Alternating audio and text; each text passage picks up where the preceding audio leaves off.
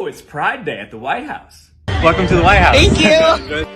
Happy Pride Month. You are beautiful. You are heard. You belong. You are understood. You are loved. And you belong.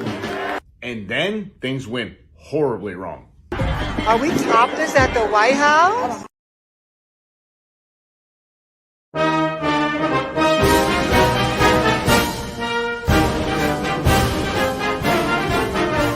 Okay, so during third period, we have announcements and they do the Pledge of Allegiance. I always tell my class, stand if you feel like it, don't stand if you feel like it, say the words if you want, don't have to say the words. So my class decided to stand but not say the words. Totally fine. Except for the fact that my room does not have a flag. It used to be there, but I took it down during COVID because it made me uncomfortable. And I packed it away and I don't know where, and I haven't found it yet. But my kid today goes, hey, it's kind of weird that we just stand and then, you know, we say it to nothing. And I'm like, oh, well, you know, I gotta find it. Like, I'm working on it. I got you. In the meantime, I tell this kid, we do have a flag in the class that you can pledge your allegiance to. And he like looks around and he goes, oh, that one?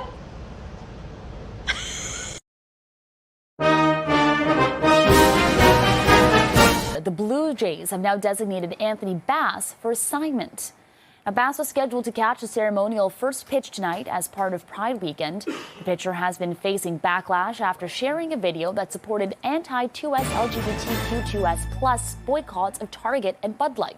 He later deleted the video and made an apology. The 35-year-old has a 4.95 ERA in 22 games this season. Stay with CP24 for the latest on this developing story. I would say that being a black conservative pretty much like categorically means you don't have much common sense, yeah. Do you hate black conservatives? Oh yeah, absolutely. But I do love all people, but I hate black conservatives. What the?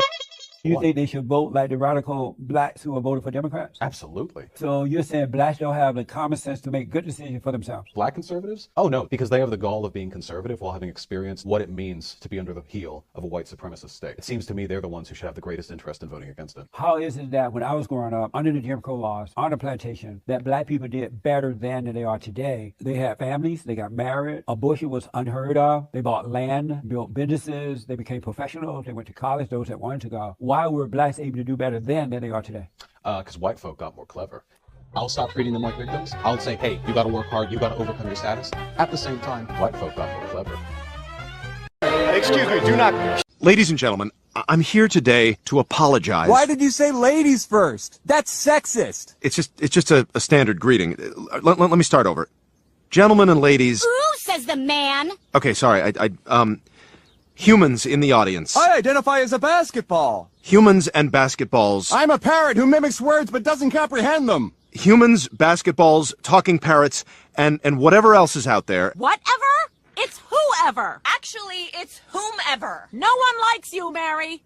All right, just calm down, okay? Now you're tone policing us. That makes me uncomfortable. Anything that makes me uncomfortable in 2017 should be illegal. You know what? Fuck you!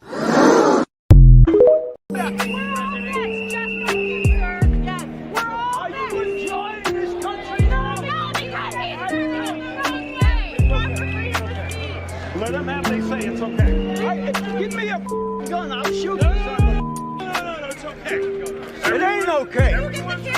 I fought for the freedom you guys enjoy. Sir, I did the same thing. I'm a veteran, bro. It's okay. I was with my daughter. God bless you. Thank you very much, sir. I'm not going to flip out because that's their opinion. It's okay. They're allowed to have it. Let's show some love. Let's show some peace. These are communist bastards. They're communists. Hey, it ain't happening. Don't worry. I'm not afraid. It's okay. It's okay. I fought for this.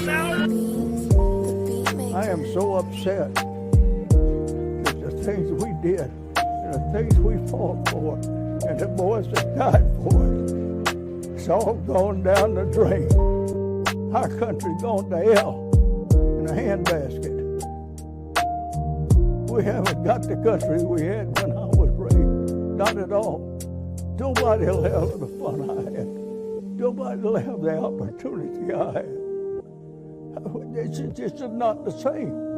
That's not what our boys, that's not what they died for.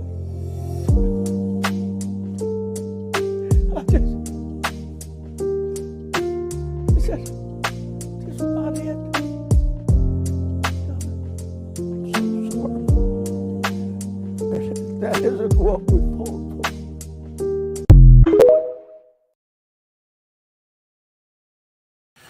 And there you have it. Fun. Well, there's an uplifting intro today. Jesus. Well, you know, I thought about it. I mean, today is Flag Day. That's right.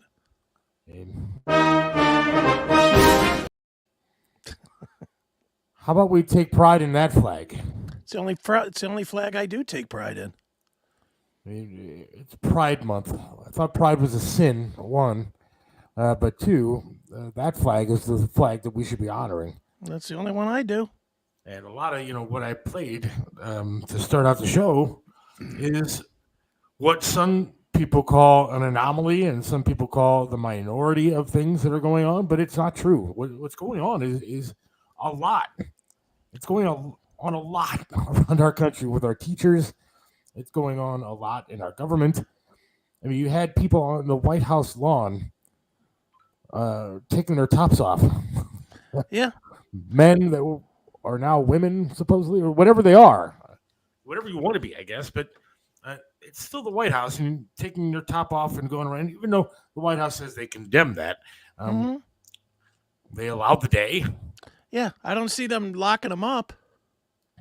That teacher that was played there, who said that, she has a trans pride flag in her classroom for the kids to stand up for during the Pledge of Allegiance, should be fired. Well, yeah. Shouldn't be allowed to be around kids. Should have been fired long before today, or that she made the video. Should have been fired the day she put the flag up. So it's beyond frustrating what's going on. It really is. And I don't want to talk about bad stuff. I want to have a good time on the show. But it seems like that's all we're surrounded with. Well, it's because you're watching way too much news. I do watch a lot of news. I want to stay informed as to what's going on. Yeah. I've chosen clueless. Being clueless, I don't hear any of that shit. I hear nothing. The only time I hear it is here. Sorry. I apologize. Well, that's the point, though, trying to educate a little bit. I don't know. Sure. And have a good time in the process. Yeah. But it is increasingly difficult. I talk to some people throughout the day, and a lot of them don't agree with the things that I think and say. And, I don't know how you don't. How you don't what? Be frustrated?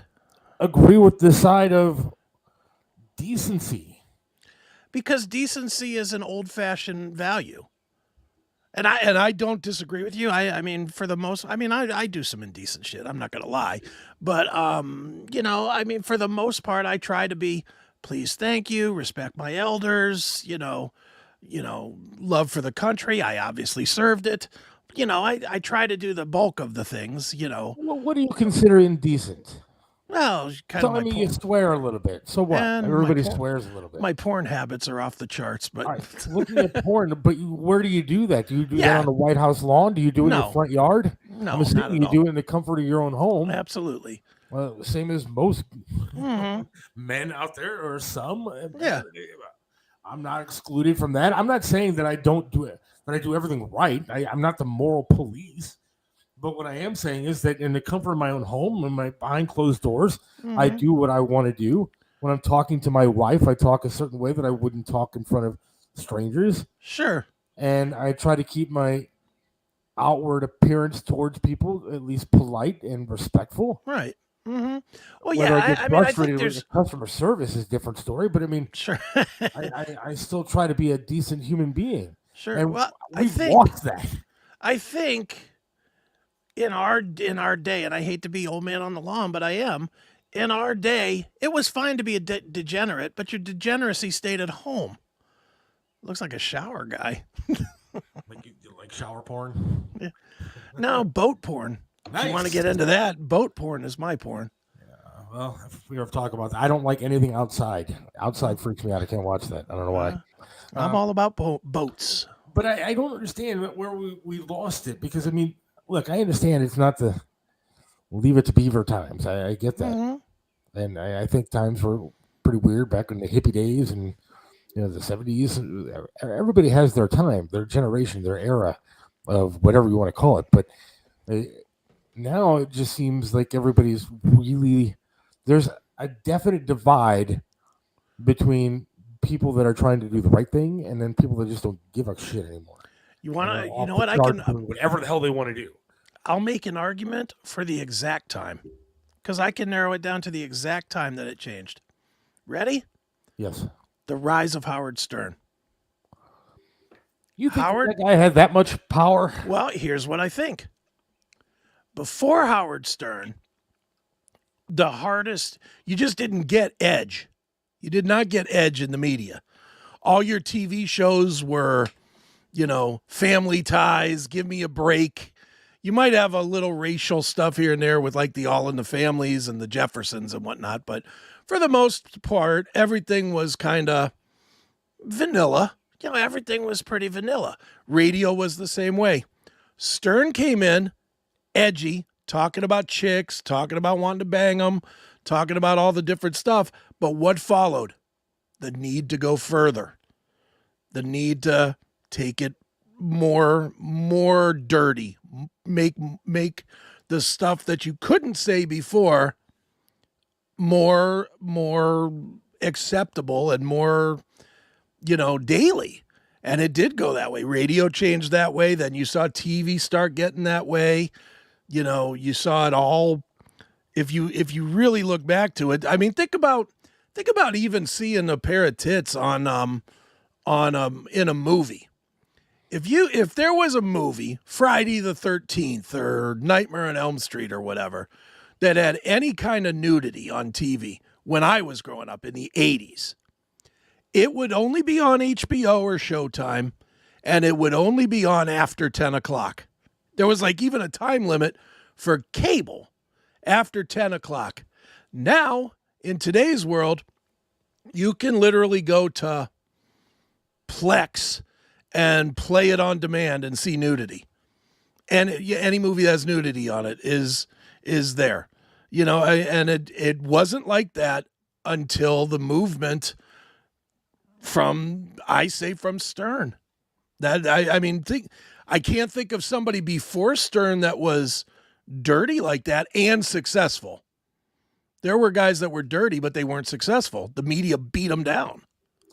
I don't disagree with that, but I also know that, listening to him back in the day, that he wasn't as progressive and left as he is now. Oh, no, not at all. He wasn't like that way when he started. No, I'm not talking about today's bullshit version of Howard Stern. No, but did he change the way that society operates? I don't know. I don't remember things being completely wild and out of control just because he was on the radio. I mean, I liked it. I listened to it, but it didn't make me do things weird. It didn't make me act any different. Now people are acting different. People really are bizarre now. I disagree with you that it did make people act different. When he would do his stuff, when he'd be talking about some girl or whatever, you'd research that girl. You'd go find it. If he was like, hey, look who's on, it's Jessica Hahn, and there's naked pictures of her in Playboy. The media never would do that stuff before. And then all of a sudden, here's this guy on regular radio saying, hey, go get Playboy. So then Playboy had their biggest run ever, and Larry Flint and all those had their biggest run ever. And God knows, you take what was already a developing need for filth, I'll call it, but as a fan, I'm calling it filth. Then you added in the internet, where you could mix in the privacy. You can mix back the privacy, so people could hear Howard Stern say it on the morning and then go home and surf it without their wife knowing at night. And it's just that's how the development of it came. Now, I agree with you that the internet may have had something to do with people's it did. Ability to, and maybe it's social media and the internet combined that have made people as freaking crazy as they are now. Because now you can say things without any repercussions. You can do whatever you want to do online, and nobody's going to give a shit about it. But at the same time, now we're seeing people in society forget about online doing stuff. They're actually doing it out in public. They're stealing Well, stuff. no, I agree. What I'm saying, you asked when did it I know. start? I'm saying it started. It didn't start full blown like anything. It's just like right now with the whole trans thing. You don't, where like you said at the beginning of the show, you said, you think it's the minority. That is correct. It is the minority. But how do you make it the majority? By continually pushing it, by continually making it happen, by continually making that something that becomes less and less shocking. For as much as everybody wants to push back and not buy Bud Light and Dylan Mulvaney sucks and, I'm not going to Target and all this stuff, the overwhelming reality of propagandizing the people is it's becoming less shocking. The next company that comes out and says, well, we're doing trans clothes or trans thing. Look at how every corporation, and I know you get this in your email, every single company you've got an email from is in the 15 days or whatever that we're into June has at least sent you one email talking about how proud they are to be celebrating Pride Month. True or not? Absolutely. Even companies that aren't being protested, without a doubt. Yes. I mean, so Target is getting all this backlash. Yet I got an email from Walmart the other day saying, check out our Pride stuff. Yeah. So, I mean, it's all over the place. But think about even 5 years ago. 5 years ago, you would not have had that. It's normalizing the behavior. It's not instant. It's not overnight. It's normalizing. It's making it.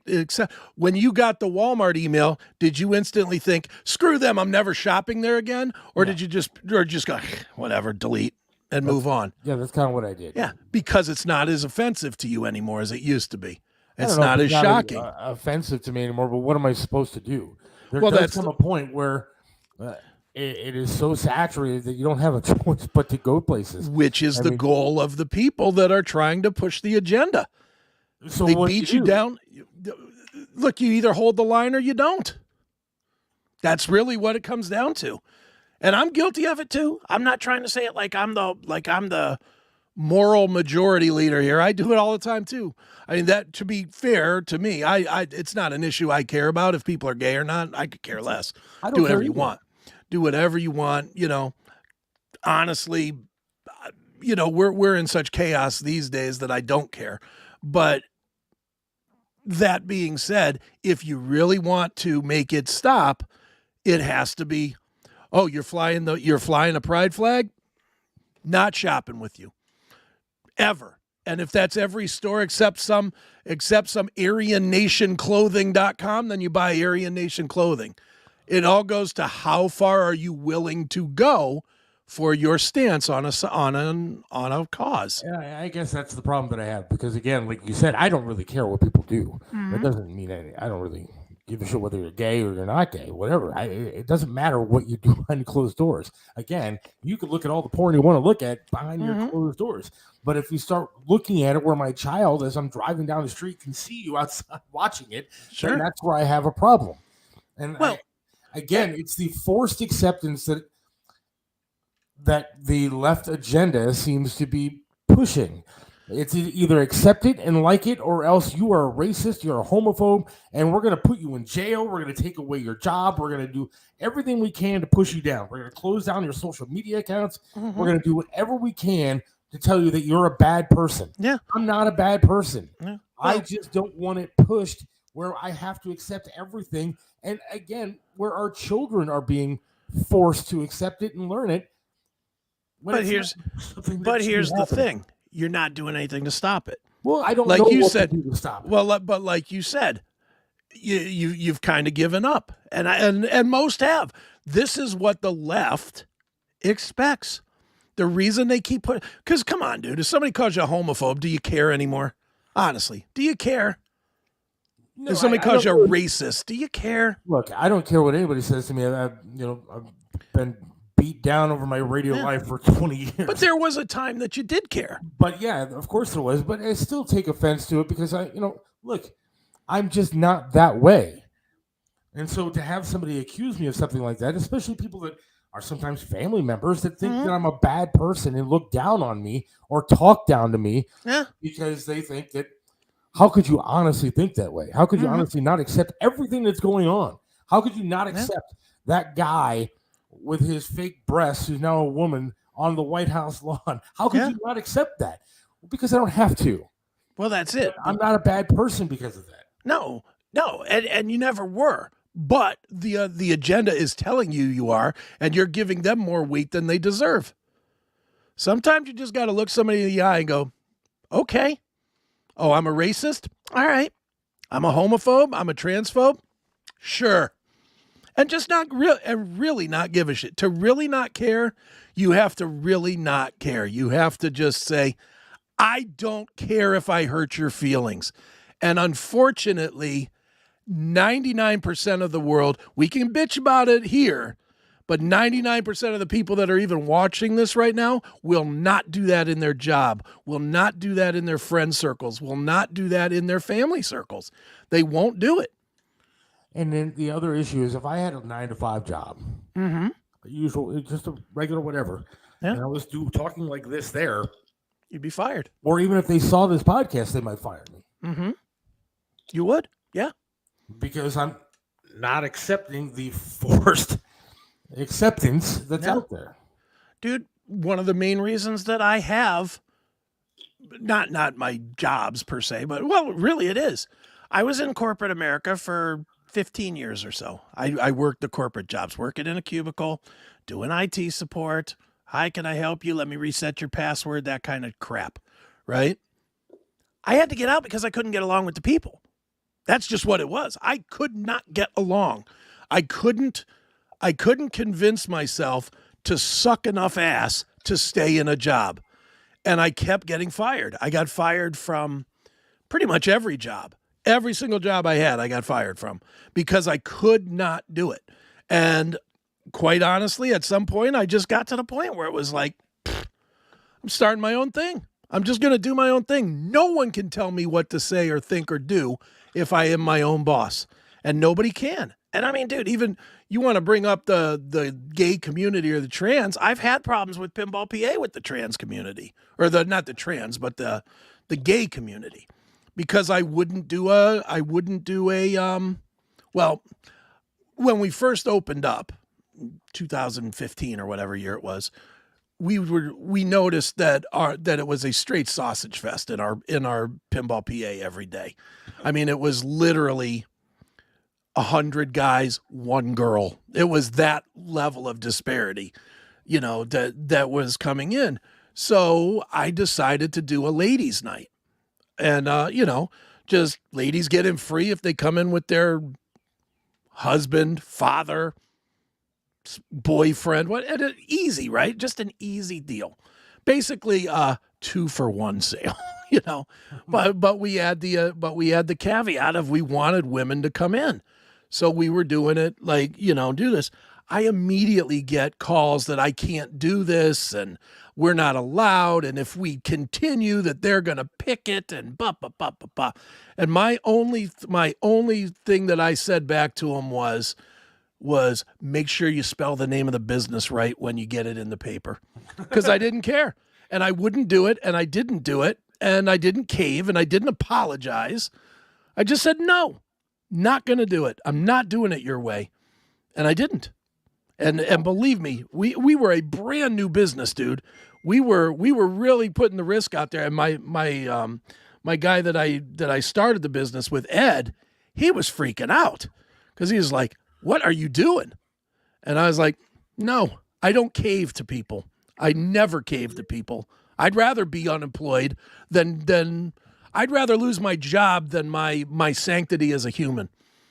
And I stood up to it. How long ago was that?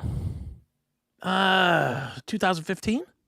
Do you think now you could stand up to it the same way that you did? Absolutely. I know I would. I know that I would. I wouldn't cave in an ounce.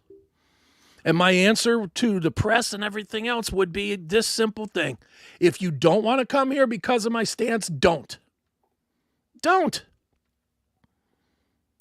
Well, that's a meal in Pride Month. Sausage sandwich. Joe Burdick checking in. Happy Flag Day from the Flag Guy. There Joe you go. Burdick. Thank you, Joe. Custom Flags on Facebook. I'd imagine I can't buy the pride flag at Joe Burdick Flags, right? I don't know. I doubt he's making that custom flag. No, but he is making a custom flag for the police for next Wednesday. That's nice. Next Wednesday, the 3rd District Police. We're going to be feeding the police. Billy Morris and his smoking rock and roll food truck. That's right. I'm not going to be there. I need to find a ride out there that I can get to there and then hopefully back in time for the show. For the show, I'd like to get out there, but I've driven my car, but I'm not allowed to legally drive without somebody in it, and I haven't driven it enough to. And when are you going to get that license? How long does it take? Do you know? Well, I made my appointment with Metro. I have to go through like an hour-long course at least with them. Okay. They're going to give me a behind-the-wheel course to see how I do. And I called them the other day to make this appointment. And I said, so can I just bring my car down and get in it? Thanks to Charlie's auto repair in Lakewood. Help me out getting these hand controls in. And they said, no. We have a car that you can use. Okay. I said, well, I practiced on the one that I have, the one that's actually going to be on the road. Mm-hmm. No. You have to drive it in our car. Well, I have no idea what their controls are like. I have no idea how that works. You don't even know the size of that car. I don't even know this car, my car, I know that I can fit in it. Right. And so I'm trying to ask questions, and she wasn't very helpful. So I guess I'm going to see what happens in a couple of weeks. I got to go take this hour-long course, but it's going to be an on-the-road course. So June 30th, around 2:30, everybody stay off the road because I'll be on it, and I don't know how I'm going to do. Unless it's one of those, like they have those driver's ed cars or where the teacher has like a brake and stuff on their side of the car to prevent an accident. Maybe it's like that, but I don't know how that's going to work. Nice. Well, maybe you should call her back to get more information and start the call with Happy Pride Month. Yes. Maybe then she'll be in a better mood. And it's weird. You know what I find now is that I was on the phone with somebody the other day, a customer service representative for somewhere, because I can't go anywhere. So now I just have to make phone calls. Sure. And as I'm talking to this person, I am asking, questions, and I find myself saying, yes, sir, no, sir. And then I stopped myself and I was like, did I say the wrong thing? What if this is not a sir on the other end of the phone? What if this is a trans person? Yeah. What if it's a woman with a deep voice? What if I just completely offended this person, who happened to be an asshole, by the way, on the other end of the line because I'm calling him or her sir? But it sounded like a sir. I assumed it was sir, but that's what I do generally in conversation. Yeah. When I'm in person or on the phone, I say, yes, sir. Yes, ma'am. Thank you, ma'am. Thank you, sir. Sure. And now I can't do that anymore. And I don't know how to change those habits. Well, you can do it. Just, again, it goes back to how much do you care if somebody else is offended? It's not a matter of... If they can't give themselves the appearance of what they are, what they want to be called, then why is it up to you to figure it out? Well, they didn't introduce themselves as anything, so I don't know. Well, you should have. But maybe. that's the society that we live in. But again, you can either, like me, I don't care. I don't worry about that at all. Even when I go up to people, if they're an it's Pat type of a look, I don't worry about it at all. I just call them, hey dude, what's up, or yes sir, or whatever. And if they say, oh, I'm a ma'am, it's like, yeah, okay. I don't even play that game. I'm just like, okay. But if you are that concerned about it, Seth, maybe that should be your first question. Could you tell me your pronouns? Well, is that what you have to do now? That's what you do if you care about that thing. For me, I just think that's ridiculous and stupid, so I won't do it. But that's me. I don't know. See, that's the problem. I don't have a kickstand. You can probably get away with many pronouns for me. If you look at me, if I didn't have the facial hair, you would absolutely. Actually, growing up, all the way till I was like 17 years old almost, people called me a girl all the time. I had hair that looked like a perm, and because of like a tubby kid, I had like sure pubescent breasts and stuff like that, and so they weren't pecs at the time. They certainly aren't now either. But at least I wear big sweatshirts, so you can't see. Right. But back then when I was a little tubby kid, man, there were times where I wasn't facing somebody and my voice hadn't dropped yet, and they're like, "Oh man, what can we get for you?" Excuse me. Well, dude, I mean, who's got longer hair than me? My hair's longer than most women's hair. But, you know, if somebody calls me ma'am or something, which has happened at like restaurants and stores and shit from time to time, whatever. Like if you hear an old like recording of me from back in the WMMS days, like, hey, I'm shocked because I mean that's when I met you was back in right 20 years ago. Sure. And man, some of those recordings that I have were like, "Hey, how you doing?" And so I was talking to like Spaceman Scott and Len Boom Goldberg, and we're like, "All right, you got to start smoking." I was like, "Well, I smoke on occasion." They're like, no. Start really smoking and have a couple of drinks on top of it. 6 packs a day. And next thing you know, it's like, "Hey, how you doing?" Right. So yeah, I don't know. I mean, the pronoun thing does bother me a little bit. I mean, they came out with a new definition for lesbian today. Oh yeah. Yeah, John Hopkins, is it John? Whatever, what's it called? I don't know. Just John feel John free to Hopkins. Read me this definition that I can absolutely ignore. All right, I gotta find this because everybody's upset about it. Well, some people are upset about it. Past definitions refer to a lesbian as a woman who is emotionally, romantically, and or sexually attracted to other women. Okay. This updated definition includes non-binary people who may also identify with that label. So the definition of relationships between women was not exclusive enough. Ah. So a non-man attracted to non-men. Yeah, okay. Whatever. So that could mean a guy man that is now a woman. Yeah, a guy. Is attracted to women, is now a lesbian. Male lesbian. Yeah. Then I'm a lesbian. Yeah. I'm absolutely now the definition of a lesbian. Absolutely. Because I'm a man. Well, I'm a non-man, kind of. I mean, depends on which girl you ask. I could be a non-man, but I look the way that I do that's attracted to women. Well, it doesn't matter how you look. It just matters what you're saying. And I thought that if you were a man that became a woman, aren't you then attracted to men? I don't understand how that works. Well, it's so you are a man, become a girl, so you could have sex with other girls? Dude, this is like going to a mental hospital and trying to decipher the crazy. You're never going to decipher the crazy. It's ludicrous, it's stupid, and it's ridiculous, and that's it. That's the end of it. Because I'm trying to think, this could be very beneficial to me. One, I like breasts. I think they're fantastic. Of course. I'm a chest man. Well, I'm an everything man. But they're fantastic. So that's great. I like that. I don't, I'm not packing. I'm no Tommy Lee here. All right. So what am I going to miss? Right. So if I became a woman and I can still then date and be attracted to other women, this really benefits a person like me. One, I don't have to leave the house very much because I'll be fine at home alone. But then I get to also date women the same way that I am now. And then I get a special label. I can get free college and stuff. I'll get benefits everywhere. There you go. I'll get scholarships to anything I want. So, yeah, I think that this could be beneficial to me. Well, all you got to do is just change it. I don't know. When you get your driver's license, when they ask you that question, give them the answer. You should do that anyway, just as a goof on the show.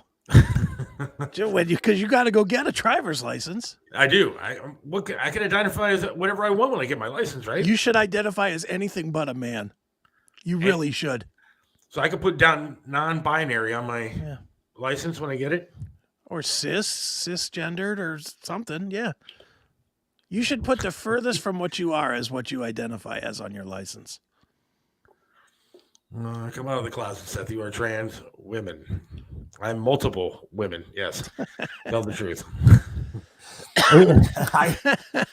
I don't see how this doesn't benefit me to become a list of other things. Well, do it when you get your license. They can't tell you no, can they? I don't think so, right? I can identify whatever I want to. Yeah. You should try something crazy and see what they would do. Say, yeah, I identify as a pumpkin.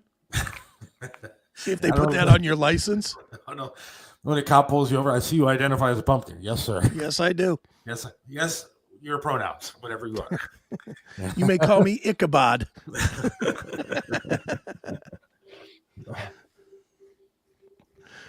Triple dog dare you to get non-binary right away. You really should. I should. It doesn't hurt me, right? No, how can it hurt?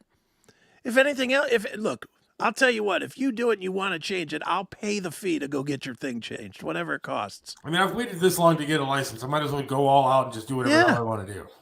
Absolutely. I'm really considering this. You should do. Why not? You're in a unique position where you actually have to get a license here in the next month or so. I mean, it's one of the most frustrating things that I've had to deal with is filling out all these forms for disability, and I've been to the license bureau 400 times. Yeah. And then there's a lot of hospital things I've had to fill out and all this other shit, medical forms to get the leg, and it's always asked on all of these forms, what's your gender? Yeah. And there's usually either male, female, and then the other options are prefer not to say, right, or other. Right. I didn't know that. What's the difference between other and preferred not to say? And then prefer not to say. What do you mean you prefer not to say? Yeah. I don't. I mean, you are what you are. You have what you need to do. This is what I would do if I was in your position here to be going to get a license right now. Yeah. I would research whatever I could make the most money from. I would literally spend the next month saying, can I get a better deal on refinancing a house? Can I get a better deal on a car loan? Can I get a better deal for car insurance? Because I know there is some car insurance out there that is cheaper if you identify a certain way. I know that to be true. And you ought to find all these things, bring it to the show the week before you go get your license so that we know why you're doing it, and then go do it. Well, I'm going to do that because honestly, it has to benefit you somehow to not be a straight white male at this point. Right. Well, you should definitely identify as black as well. Or Mexican. Yeah, Mexican too. But black's a home run. Yeah, but I think I could pass as a Mexican. Doesn't matter if you can pass or not. Look at some of these transgender people. They sure don't pass as women. That is very true. And then you should say you're Chinese or something. I mean, go all the way crazy. Then instead of the national anthem that we start every show with, I'll just start with Hermano, cayó la ley. Está rodeada tu casa.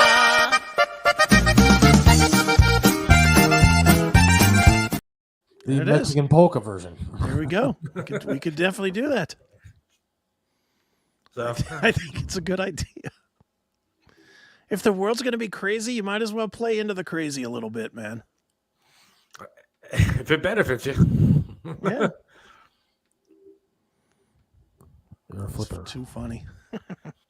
All right, let's take a quick break. And we got Tony Musachio coming up in just a little bit. He did check something, so I think he's going to be good to go. Okay. This is the first week that I don't know where the hell Tony's at. He's going to surprise the hell out of us and just pop up from somewhere. Mm-hmm. Also, we'll talk about it after this break. You are going to be doing something very cool. I am. I can't wait. We made a thing on Facebook saying, "Oh, big announcement." Here's the deal: it's not that big of an announcement, but it's cool. I think it's a big announcement. I think it's a huge announcement for you, no doubt. I think it's as big of an announcement as we've had since we started the show. But I think that this is like super cool, and so we will get into that in I don't know, 2 minutes. Hang on. All right.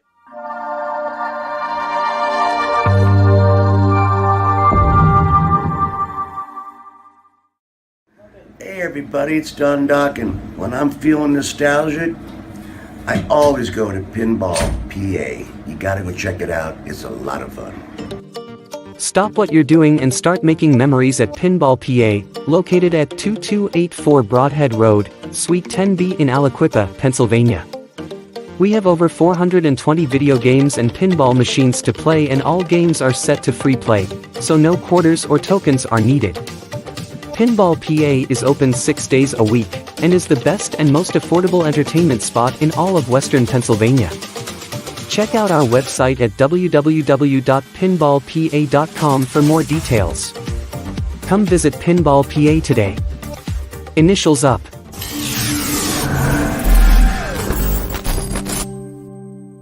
Aaron Tees and Signs has become your complete one-stop sign shop. Call Jimmy at 216-299-9344.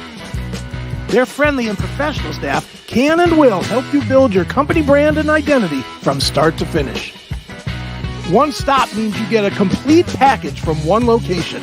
Custom logo design, vehicle graphics, banners, t-shirts, storefront marquees, and so much more. Aaron Tees and Signs, 4883 Turney Road. Call us at 216-299-9344.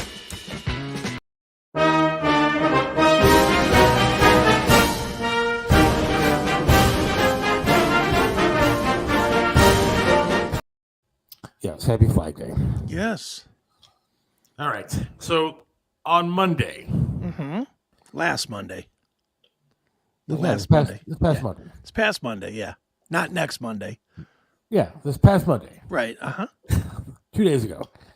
Right? Yeah, I'm good. Yeah. All right, today's Wednesday. All right, yeah, we had on the mobster, mafia guy. We did. Michael Franzese. Michael Franzese. Did I say it right this time or no? You did. Michael Franzese. All right. And so we had him on. We were talking about the fact that he's going to be doing a show June 24th. It's a Saturday night, 7 o'clock, Lorraine Palace Theater. Yes. And it was a great interview. He, in fact, at the end of the interview, said it was one of his favorite interviews that he's done. Yeah. It was really flattering. It was great. Still waiting for him to put the episode up on his Facebook and YouTube or whatever it is. We'll see how that goes. Well, now we at least have some reach in to push. Yes. So I get a message yesterday from lovely lady Marie, who helped set this whole thing up. Mm-hmm. And she says, Michael was very impressed with you two. Right. And then she says, wanted to know if your buddy, your partner on the show, would do me a favor or do him a favor. Right. And I said, well, I don't know. What's the favor? And the mafia guy, the mob, wants you to be security for him at the meet and greet for the show. That is correct, sir. And I have accepted. Now, I don't know how this came about. I don't know what happened. But yeah, he wants you to be security. That's right. For the show. Now, I'm kind of offended that I wasn't asked to be part of that. But at the same time, I did inform all of them that I need an extra backstage pass because I have no leg and I can't drive. That's and right. so I think that would prohibit me from the security detail. So I'm wondering what happened. You talked to them, right? I did. I talked to his guy Chris today, and he told me what's going on, and it's because it's when you told me about it, even up until I talked to his guy today, I thought it was just sort of a honorary thing. You know what I mean? I didn't think it was really security. I thought it was like, all right, you're on the detail, basically that's it. No, I have to go for a meeting before the show at a hotel to get briefed on the security of this. But yeah, I will be. What are you going to do? Did they explain what your job is? Yeah, I was told that basically as Michael moves around, I'll be kind of on his side to make sure nobody comes at him and nobody gets to him and nobody gets out of hand or whatever. Both with the actual stage thing as well as the meet and greet after. That's just unbelievable to me. That is I wonder what he saw in you because when we're sitting together, yeah. I mean, it's not like there's that much of a difference in. You don't look like a big guy. No, but I am. I mean, when I sit down next to you, I'm like, I look up to you because you're a tall guy and everything. Like I sit down next to him. Hey, Chris, how you doing? But I mean, that's awesome. Yeah, I'm so stoked, man. I definitely, and it's funny because my only question was, do I have to carry? And because I will. If they deem that necessary, I absolutely will. I just need to know, but dude, I from now on, from this day forward, my tagline is going to be Chris Aiken, mob enforcer. Because I'm a mob enforcer now. We're talking about a guy that didn't go into the witness protection program or anything like that. So we're talking about a guy that, it does have enemies, I guess, out there. I would think so, yeah. I'm assuming that there's still some alive that are pissed that the guy got out of the mafia and didn't want to be a part of it anymore. And now he just had a big fight with Sammy the Bull, for God's sakes. Sammy the Bull is pissed at this dude, and now you're going to be security. Yeah. Now I thought the entire time, I'm like, all right, do I sit near Chris? Can I stand behind Chris? I'm not standing anywhere near you. Like, I'll be offering.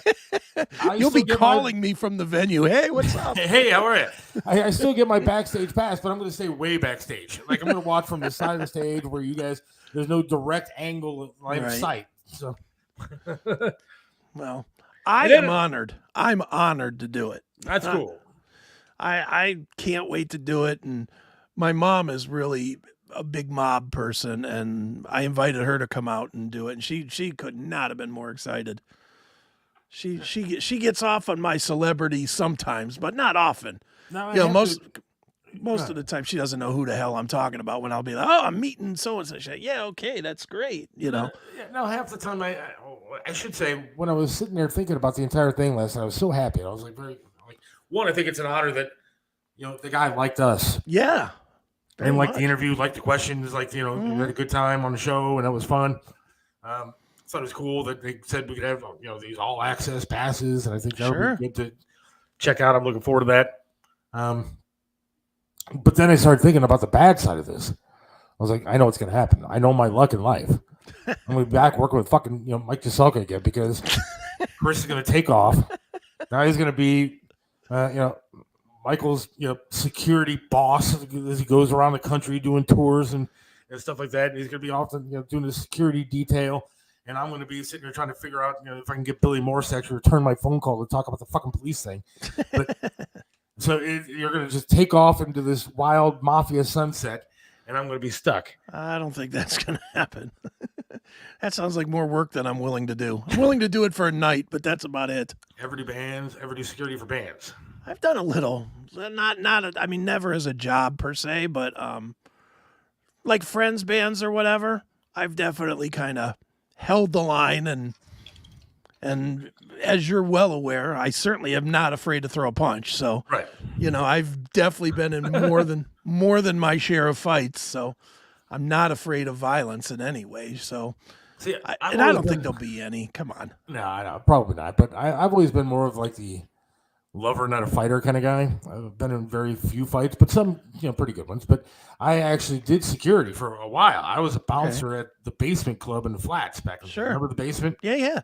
And so, I was actually one of those guys that would get into fights and drag the people out of the bar when they were doing, acting like an ass. And I had a great time doing that kind of stuff. That was fun.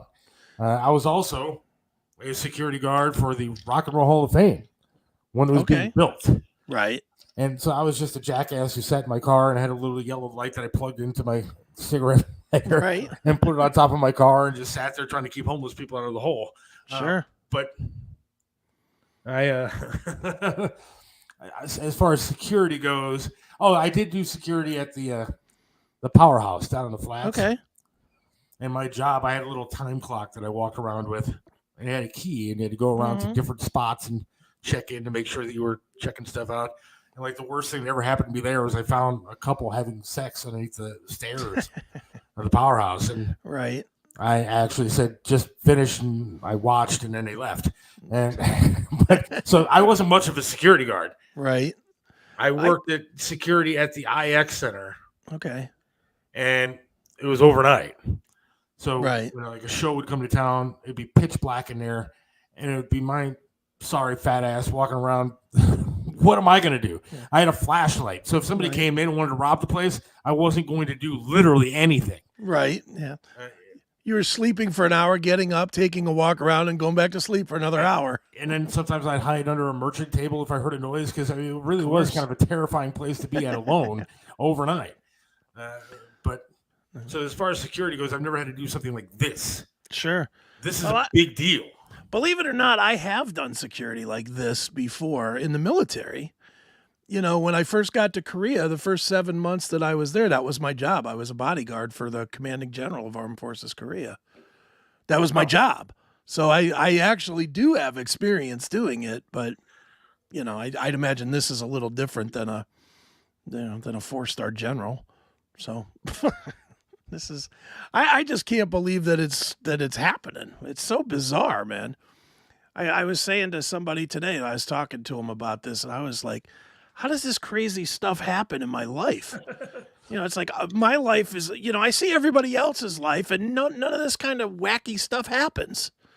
But my life, it's always something that's like, oh, now you're doing security for a mob boss. What? How the hell does that happen? Well, I expect that because you are security detail that you will make sure that my parking space is good to go, and there's no bombs planted underneath my car, at least. Well, I would hope. Full search. Now you're going to have to hire me away from Michael to get all that care. Then I was going to ask you, I mean, is this something that's like a paid gig, or is it just I don't even like know. You know what? I talked to his guy today, and I didn't even ask. I don't care. I mean, it's not like I'm going to be like, hey, man, give me $100. You know, I'm forget it. You know, I don't care. Forget about it. Don't be the next Daniel Penny. No, don't worry. Yeah, what happens if somebody does rush the stage? What are you going to do? Are you going to tackle somebody? I'm There's gonna a good tackle chance him. that you could get sued. Way it You goes, take I somebody guess. out, man, and like it's your life now. Yeah, I know. Whatever.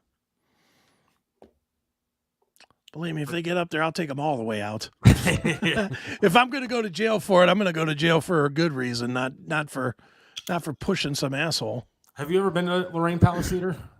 No, I have not. It's a nice joint, but it's large, man. So if you got to carry somebody out of there, you're gonna need to like hoof it up a long. You need a wheelbarrow. Yeah, you're gonna need to really, because it's uphill and it's a ways. Right. I'll be fine. Last time I was there was when I was given the house that I have. Wow, well that's I saw nice. John Rich there. Right. Well, from what I'm told, I will not be too far away from Michael at all. I'll be like right, kind of like on his side. So, sounds like fun to me. I'm excited. Look, I'm excited to go. The worst part about it to me is I'm actually going to have to work instead of just sitting there watching and enjoying the show. I was going to say, somehow you got roped into actually having a job during something that was supposed to be just fun. Something that was just supposed to be just fun times. Y'all are going to have fun, and you're going to have to tell me how it was. Like I said, I'm going to be watching from the side. Yeah.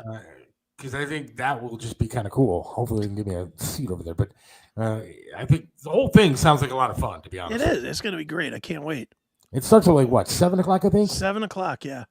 And I think he does like an hour and probably an hour and a half.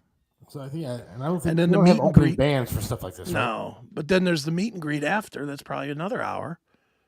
Yeah, I can't imagine they have like an opening mafia guy, or like some lower tier mafia guy that comes out and says, "Hey, this is what happened to me," and then you put the real mafia guy on.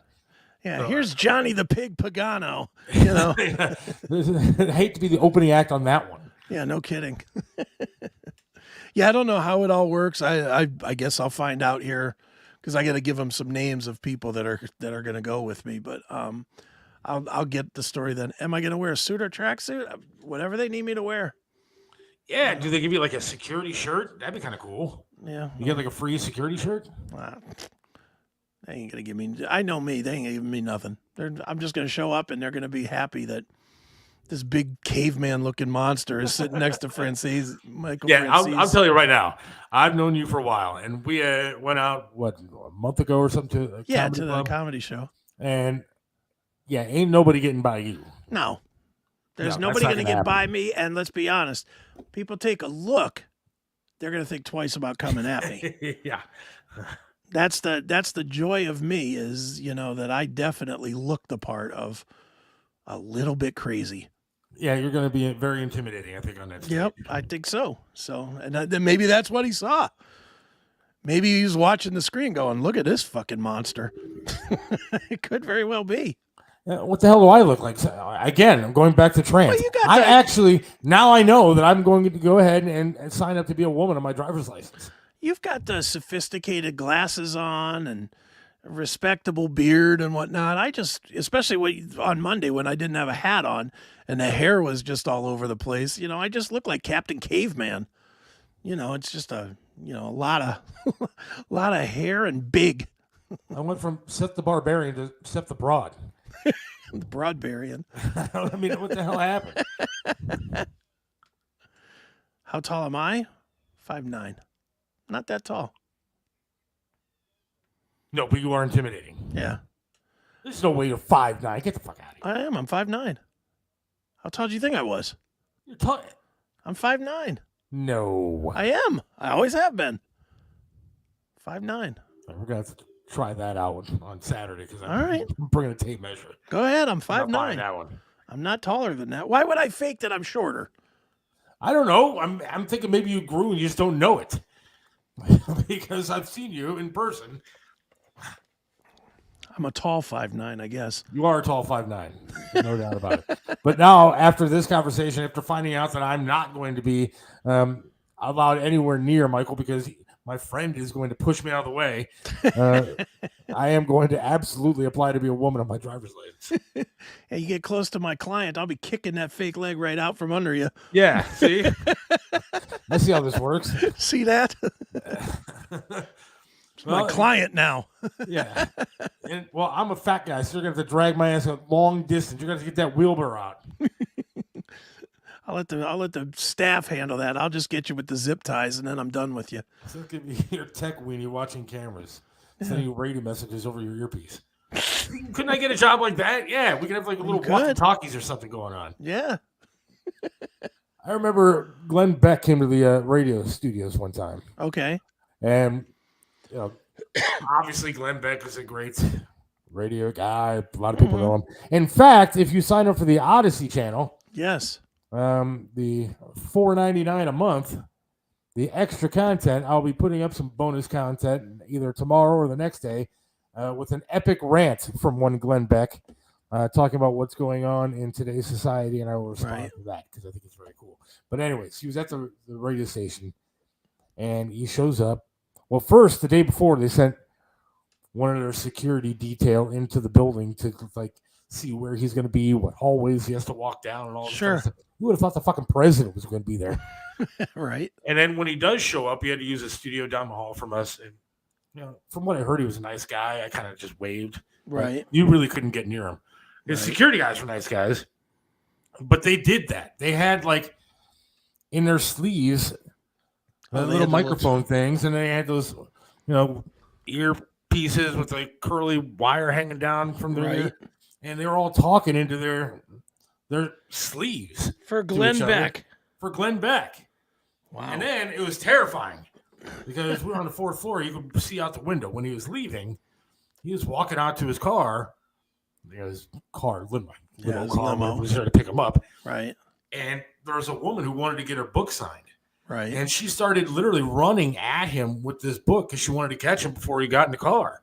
Okay. And we are all sitting upstairs going, oh, shit. She's about to get jumped. Something's going to happen to this broad, dude, because you don't run at Glenn Beck without something happening. Right. And immediately there was 4 guys. Hello. Hey, what are you doing? And they stopped her right in her tracks before she can get to him, but she just wanted a book signed and everything was cool. He's a very nice guy. But sure. I've seen details like that a couple of different times. Okay. But never with a radio guy. I mean, usually it was the governor was coming in. I think Stern gets that treatment, doesn't he? I'm sure he does. Yeah. He doesn't even go into his own workplace without guards. Yeah, when I met Stern, what year was that? Had to be, what year did the second book come out? Probably mid-90s? Oh, which one was that? Miss America? Miss America? I don't know. I have video of this somewhere, and I should play it on this show. But I was waiting to see him. Yeah, and I waited 95. Yeah, that makes sense. And I waited literally outside of a bookstore in an ice storm for 3 days to see this guy. I had a cardboard box that I slept in. Right. And I was literally like 10th in line to see Howard. And we got there and I was all excited. But he did come in with a whole bunch of security. And right. It's an army of people that protected that guy. Sure. But yeah, Governor, who's the governor before DeWine? Why am I drawing a blank on all this stuff? Governor before DeWine. Kasich? Kasich. Yeah. He would come in and, he had security that would. Kasich was probably the best of the bunch of all the people that I met with security details because he had his security come in like the day before to kind of like just see where he was going to be and what entrance to go in and stuff like that. And Kasich ended up being a total douche. But when we knew him and hung out with him, he would literally just show up in an SUV, but he sat in the front seat. He was listening to the Red Hot Chili Pipers. Red Hot Chili Pipers. The bagpipe band. Oh God, are you kidding me? And but then he would make fun of me. Tripp and I would just stand outside, and the security was like next to none. And he would just hop out of the car, and he told me that I looked stupid with the long hair, and told me to get a shave and all that kind of stuff. But he was just a nice guy, and we hung out and he'd go up in the elevator with Tripp and I without any security. Okay. So he was pretty cool. But I'm expecting big things from you on Saturday the 24th. Well, I'm hoping that nobody hears about me on the news on Saturday evening. That's all I hope is that there's no news coming out of this thing, that everything is just nice and quiet and everybody comes and enjoys the show and leaves. I want you to show up in, the suit, thin tie. I want the hair slicked back. Yeah, pull the hair back. Yeah, I want... I mean, you got to do the part. Dye the hair black. You have like the shoulder strap that you can see hanging out the coat. So you can see something's underneath their coat, but you can't really see what's underneath the coat. I could wear like the Sonny Corleone like gun holster that's also like suspenders. Yeah, I want to see sunglasses on, and even if you don't have glasses. Even if you don't have like the see like that. Yeah. All right, let's go. And then even if you don't have like an actual walkie-talkie thing, I want you to have something in your ear that looks like it. I mean, we got to make you look the part. Oh, I have that. I do have. Where is it at here? Somewhere here. Remind me, what is Saturday the 24th? Michael Franzese. I have the Mafia earpiece. guy at Lorraine Palace Theater. 7 I got o'clock. this earpiece. Will this work? See? That'll work. In-ear monitor. Yeah. I could wear my in-ears.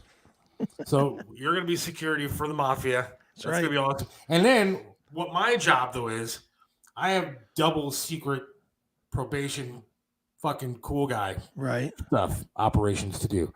Now, I'm going to take video, though, so I can post it and we can play it on the show. Absolutely. So that way we can see everything that you're doing. I'm sure maybe I'll have to get permission from them to do it. No.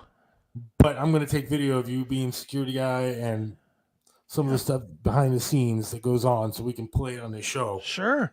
Because I think that'll be pretty cool. That will be fun. Because otherwise, the whole thing is fun. I mean, at this point, I'm just hoping they have a buffet for me to have a snack behind. And then you're going to get a call. Security. Yeah. Security. There's a fat dude with a fake leg eating all the buffet. Get this guy off the buffet. That's Michael's shrimp. That's probably the worst thing you're going to have to deal with the entire time, I hope, anyways. Probably. I hope I have nothing to deal with. I hope my only job is to keep my head on a swivel and listen to him talk about the mob. That's all I hope. And that's what the guy kind of made it sound like. Well, you could try. I don't recommend that, Jim. I'll just tell you now. I'm going to do my job. I'm not doing it as an honorary thing. If somebody rushes the stage, I am going to kick the shit out of them. That is for sure. Well, I mean, that's what you were hired to do. That's what I'm being hired to do is do that. I don't know about hired, but like that's what I'm being brought there to do. See, I look at this like a mafia thing. Yeah, me too. The mafia guy pulls you into the room, and he's just when I thought I was out, they pulled me back in. Well, he's not Jim. Sorry. But yeah, I look at it as the mafia is asking you for a favor here. So Well, you know what they say. Someday I may have to. Well, you don't know what they say because you've never seen The Godfather. don't say that. Well, you never have. I know I haven't, but I've seen Goodfellas like 400 times. Yeah, but that's all the good phrases that I want to use here from The Godfather. I've seen the Danny Green movie 4,000 times. The Irishman. I've seen Bronx Tale 4,000 times. You kind of have to watch some of this stuff when you work with Triv. If you don't, you are screwed.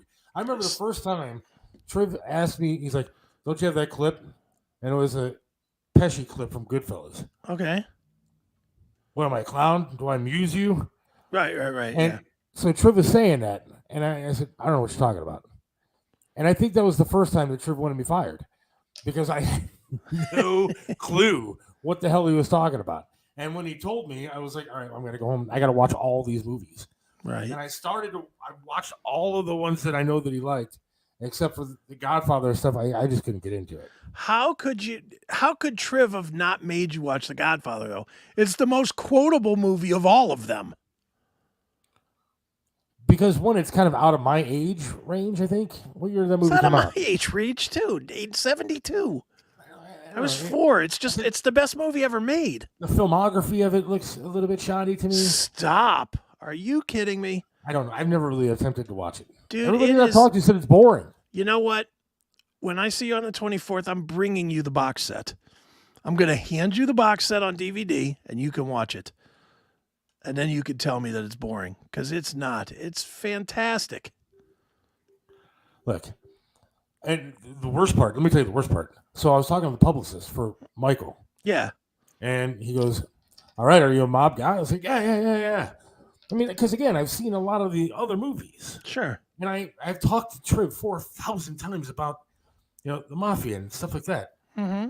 And so I consider myself maybe not an aficionado, but I know some stuff about it, enough to be, somewhat educated. Sure. But the publicist goes, "All right, I'm going to quiz you."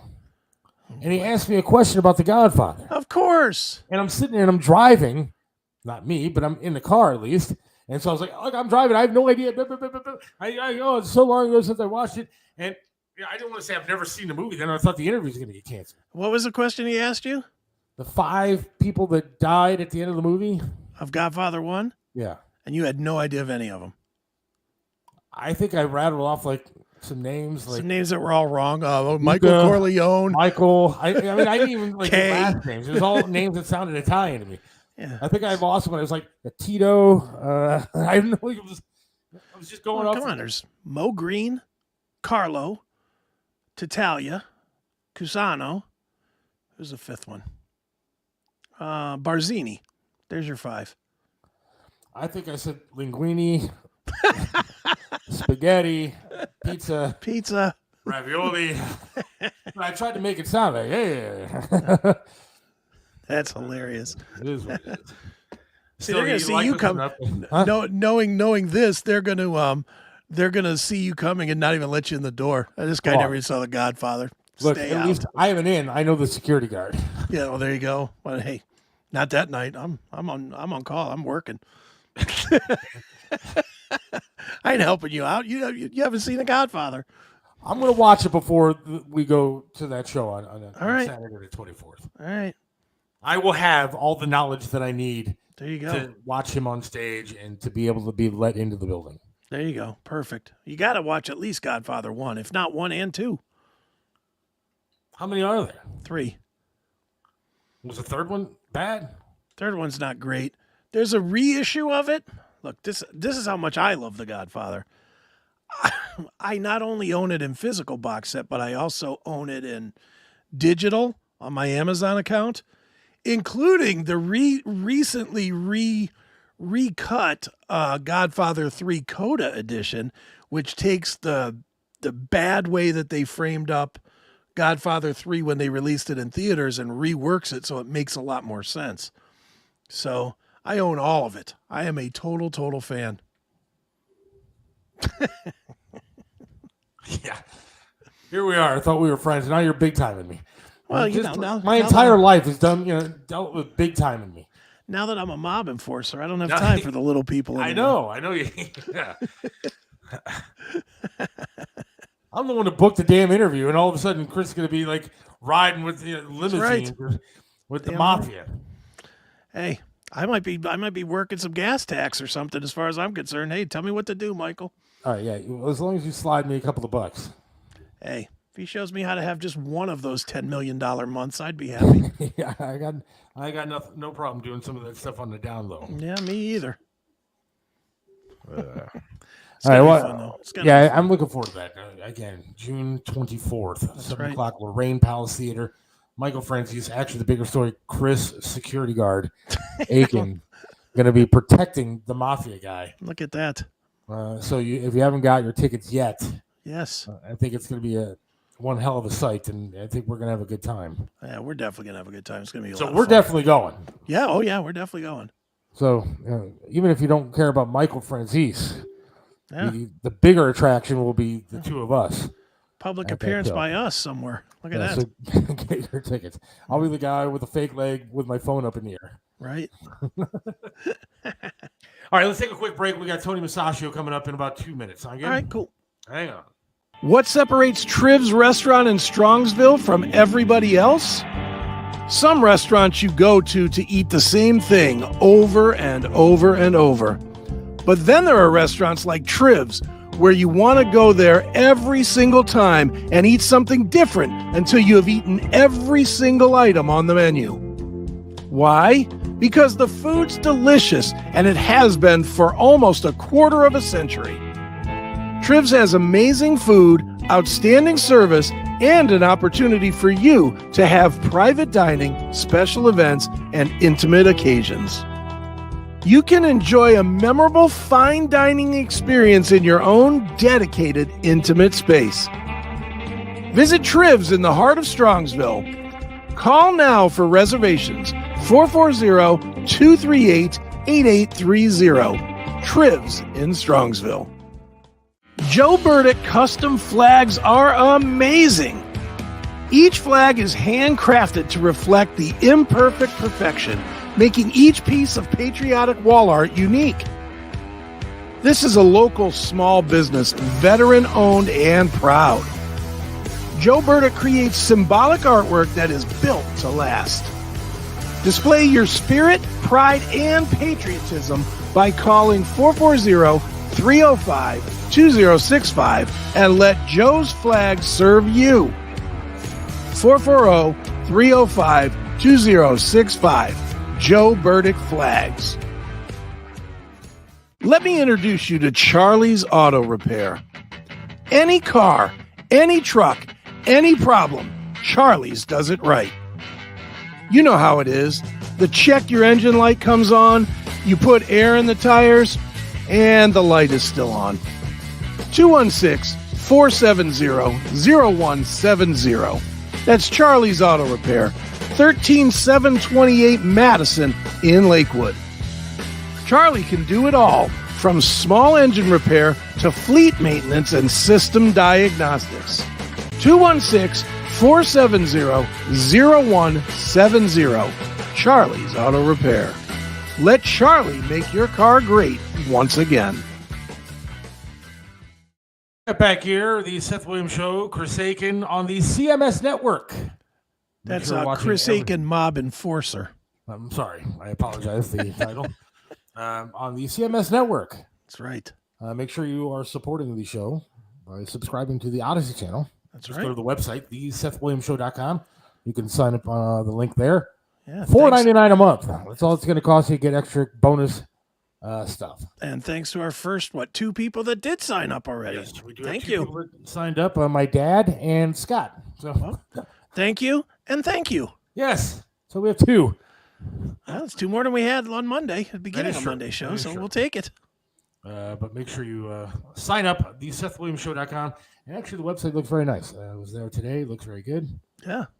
You did a good job on that, my friend. Thank you. Looks very cool.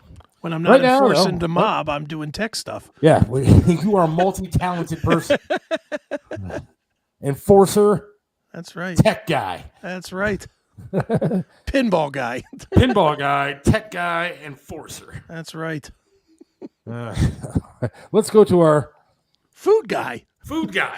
That's right. Tony Musachio. Seth, Chris, how are you guys? Hey, Tony. Good. In our industry, we need every ears and every eyes. Even if it's Van Gogh, we'll take one ear in this industry. Guys, I am here live at Tulum, which is located in Twinsburg, 8910 Haddon Road. It's right on the intersection of 480 and Route 82. And as you can see in the background here, this is Tulum, which is the rooms in Tulum, which is over 880 years old in Mexico at the border of... Oh, no. Oh, no. Should have good internet there. 100 years old. We can't build... Oh, boy. Guys, you got me? Now we do. I said, here's Tulum, which is over 880 years old. We can't even build homes in America that last for 80 years. That's right. Isn't it crazy? Well, So 880 again, years ago, they didn't have internet, so maybe that's the problem. Yeah, that's a good point. You're right. I'm surprised we have the internet here, which is good. We have the internet. Yeah. Actually, if you can just look up right here, all of the art, everything that is in this restaurant, from the floor to the chairs to the tables to the bar that is built, is all imported from Mexico. It's an upscale Mexican restaurant. Seth, you're going to love this one. They are also affiliated with Cozumel. So they have 15 restaurants which are located throughout northeastern Ohio. Great restaurant. They have the patio, which is right here. And it is an outdoor patio. You can actually sit right in the chairs here on a very nice day. It's cool. And of course, they have a full liquor bar. And they have, everybody knows Tony, strawberry daiquiri and mango.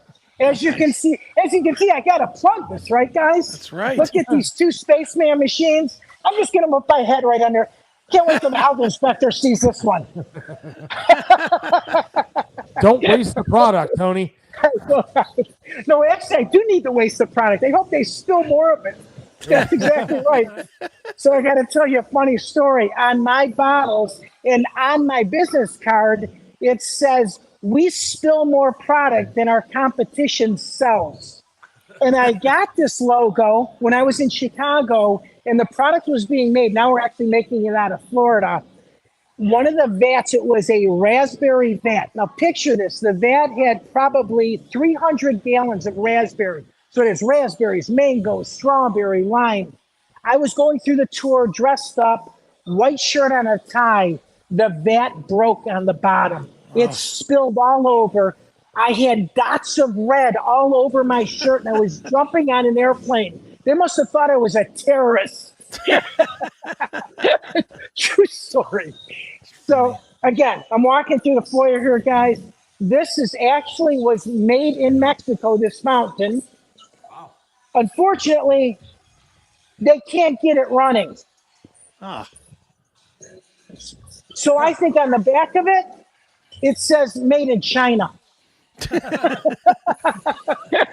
Nice. Okay. Guys, this is really a cool place. So they opened up. Unfortunately, they built this place during pandemic. It was a challenge to open up.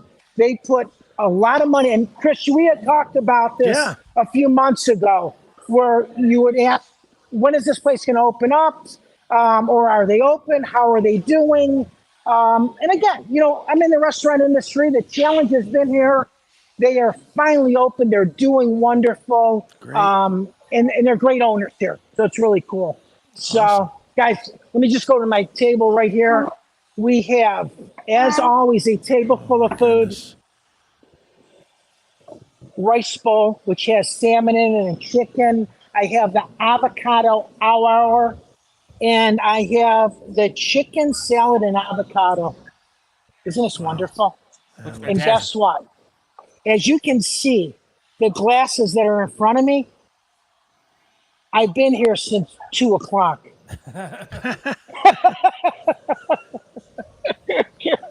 And of course, I got to give myself a plug. Everybody knows Tony. Strawberry, raspberry, peach, lime, mango, pomegranate, orange cream, every flavor under the sun. You can find it at Dean's Supply. Guys, I thank you for the plug. All good. Well, Tony, that place looks excellent. I think I might come over there for dinner tonight. That looks awesome. You know what? Yeah, you got to check it out. And you know what, Chris, I got to tell you something. What's really cool about it is they have a great staff here. So you can sit down in the patio. I literally ordered this food and it came to me. That's the beauty of a Mexican restaurant. It came in front of me like it's almost scary. Instantly, I had 3 bowls in front of me. I don't know how they do it. So, you know how they do it? Because it's already, they know what they're doing. Right. Let's put it that way. They know what they're doing when it comes to Mexican restaurants. Obviously, rice is already pre-cooked, and they've done a great job. Also, they have a great menu here, too, which they never shorten their menu, whether it be at Cozumel's or at this location. They also own Corona, which is located in Sagamore. And instead of shortening their menu, they kept the menu the same after the pandemic, which is really cool. So, again, guys, I am here live at a restaurant, as always, on your show. I appreciate it. Absolutely. And, Chris, do you have children? I grown, but yeah. Okay. So, obviously, it's a very special day for us this Sunday. I got to tell you a true story. Okay. I was accepted to Kent State University when I was 18 years old. Right. And my brother bought me a box of condoms. Not like a 3-pack, not like a 6-pack, not like 16. I mean a freaking box. I think there was like 100 in there. All right. So I am in college. Fast forward, I get a telephone call from this young lady about 15 years ago. And she says, I don't know if you remember me or not, but I dated your brother when we were in our 20s. And I have a son who is in the hospital right now with a Mediterranean fever. My ex-husband does not have any Mediterranean in his bloodline. Okay. Your brother may be my son's father. Wow. I call my brother. He's in Arizona. This lady and her son live in Florida. I tell my brother, you got to call this lady. She sends him the kit. Sure enough, he's the father, 9.9999. Okay. Now, this is the first test my brother ever passed in life. So fast forward, every Father's Day, now I send my brother one individual condom with written instructions. Nice. Guys, happy Father's Day. You Tony too, Musachio reporting live at Tulum in Twinsburg. Everybody knows Tony. And let me tell you where you can see me or actually hear me every Saturday morning on Flashpoint 1490 WERE between 10 o'clock and 11. I am with the infamous, famous, my mentor, my best actually one of the top broadcasters in Cleveland, Ohio, Ed Flash Ferentz. So took me under his wing, and in July I'll be with him for 8 years. So awesome, Tony. Guys, Great. thank you again. I appreciate Thanks, you Tony. as always. All right, You're Tony. very welcome. Have a Take great care. evening and happy Father's Day. You too. Thank you. To all the fathers, and if you don't know that you're a father, guess what? You may end up being one. You never know. This story can happen to you. I'll see you guys. All right, Tony. Back to the studio. Thanks, Tone. The place looks great. I'm going to go. I'm not even kidding. I might go over there right after. The food looks amazing, but the only thing I can think about throughout that entire thing, other than the food looks wonderful, the place looks great, is, boy, he sure has a pretty mouth. Because that's the only thing we can see of Tony. He's in witness protection. They don't show his eyes, so you can't identify him. Oh, God. But yeah, that place looks fantastic. It does. It does And look really cool. It's literally 5 minutes from my house. Is it? Yeah. I mean, I drive by it all the time. All the time I drive by it. So I didn't realize it was open until when I asked Tony 2 months ago or whatever. Yeah. I like Mexican food. I've been trying to avoid it because I prefer to go to bed and stay in bed. I don't want my stomach bothering me in the middle of the night. And then there was one place, I'm not going to mention the restaurant, but a Mexican joint. Okay. And I went to their website. We were going to order food. And usually you get the same damn thing that we always get. Because it's what I like. And like I told you before, my eating habits are what they are, and I get what I like.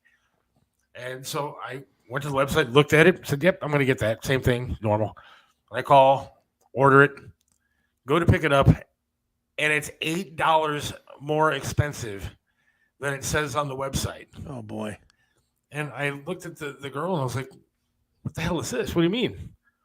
I mean, they went literally $25 for a $15 meal or whatever. Mexican meal that was normally $15. Right. And, oh, well, we changed our prices. Well, then you should change them on the damn website. Yeah. You don't surprise people when they show up to get food with, here's a bill for extra $10 almost. Yeah. Did you still pay it or did you walk? I walked. Okay, good. That's how you get them to change it on the website, is by walking. Yeah, I mean, that's literally, I probably walked from 3 different places in the past month because I refused to pay what they're charging for the little food that they give you now. Yeah. Oh, yeah. It's crazy. But that place looked really good. That rice bowl that they had there looked really, really tasty. Yeah, like I said, we got a half hour left. All right. Tony can't be the father. His head was cut off. Yeah, Tony's girl needs to know that you got to put his head in the middle of the screen. Don't try to wedge him into the screen. Put his head in the middle. We're gonna get this all figured out with Tony, and it's gonna be fantastic. Eventually. We're just trying it out for 8 months. Yeah, it'll be good very, very soon. He's great, and the segment's really good, and I enjoy having him at all these different places. I had no idea where he was going to be today, so that was. We got to get him a tripod or something. Yeah, but he likes to walk around. Well, yeah, but you can get those like the tripod thing now that you can like hook to your shoulders or something, and it's like a moving. Yeah. But it moved, but it's also whatever you call that, shake free or whatever, so that it doesn't look like you're walking. You know, it doesn't look like a body cam on a cop show. It actually looks smooth. So we got to get him one of those. I do like the segment, just fun to joke. We know. What was the big announcement? We already talked about it. It wasn't anything for the show. I mean, it is for the show. It's good exposure for the show again. Michael Franzese, the Mafia guy, likes the show. Thought we did a great interview. Thought Chris is great. And now Chris is doing security for him. That's right. I'm now a security guard for Michael Franzese for the famed mob guy. I mean, if we had other people on the show, the big announcement is we're going national. Even though it is what it is. We did go national. Yeah, we have been. Day one. I was on today. Let's take a quick break. All right. And then we'll come back. We got a half hour to go still. Yeah, all good. YellowBrickRoadAuctions.com. YellowBrickRoadAuctions.com. You got to check out that website. We're going to have the owner, Melissa, on at some point. But YellowBrickRoadAuctions.com. Great site. Very cool stuff. It's a very cool concept. And you got to check out just go to the website and check it out. If nothing else, check out the website. I think you're going to like it, but we'll be back in about 2 minutes. Hang on. There's no place like home, and whether it's furniture, artwork, home accessories, appliances, or that one-of-a-kind collectible, Yellow Brick Road Online Auctions allows you to find everything you need from the comfort of your own home. The owner of Yellow Brick Road Auctions has been conducting online estate auctions for over 8 years by providing homeowners with a stress-free process to liquidate all items that have accumulated over the years. I'm Melissa Mendici, owner of Yellow Brick Road Auctions. Log on today to find your heart's desire. Hey, it's Seth from Mario's Barbershop in Parma, 7526 Broadview Road in the Pleasant Valley Shopping Center right next to Big Lots. You got to check out Mario, man. Great guy, does a lot for charities, but can perform miracles with hair. He even made me look clean cut. Does my hair, does a great job. Love talking to the guy while I'm sitting there. It's a great place to go, local business. You gotta go to Mario's Barbershop in Parma. Mario's Barbershop in Parma, 7526 Broadview Road. Again, in Parma, Pleasant Valley Shopping Center, right next to Big Lots. Or give them a call, 216-520-1977. That's 216-520-1977. Mario's Barbershop in Parma. Trust Joe's Lakewood Computer at 14035 Madison in Lakewood. They have over 30 years of professional service handling laptop and desktop repair services, virus removal, and data migration, and much more. You can trust them with hardware updates to your computer's memory and hard drive. Call 216-651-3880. Whether you need a simple Windows install or you're interested in the latest computers for gaming, call Joe's Lakewood Computer at 216-651-3880.